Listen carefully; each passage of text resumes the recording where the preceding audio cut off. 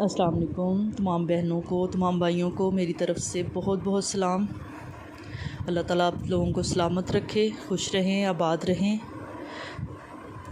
मैंने कल ना एक गुज़रते हुए बोर्ड पे पढ़ा, उस पे लिखा हुआ था सैयदना उमर फ़ारूक। तो सबसे पहले बेसिक चीज़ जो है वो सैयद कौन है, हु इज़ सैयद। सैयद जो है वो प्रेडिसेसर्स ऑफ मोहम्मद।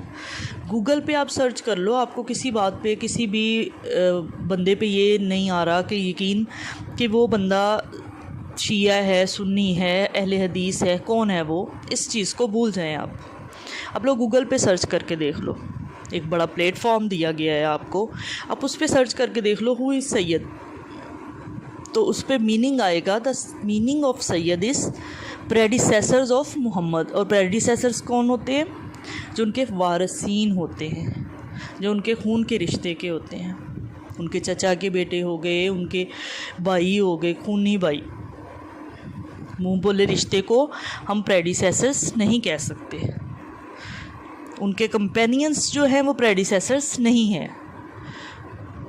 और उनके जो खून के रिश्ते हैं, जिनके साथ उनका ब्लड का रिलेशन है, उनके बच्चों के बच्चे या फिर उनके खून के रिश्ते, उनके भाई, चचाजाद, चाचू, ये सारे ये आते हैं सादात में से।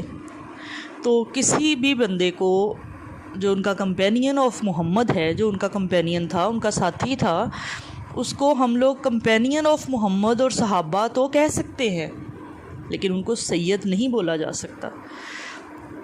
तो मेरी सिर्फ़ इतनी गुजारिश है कि इस लफ्ज़ को बोलने से पहले थोड़ा सा इस बात का ख्याल रखना चाहिए, इस बात को मद्देनज़र रखना चाहिए कि सादात जो थे वो नबी के घराने से थे।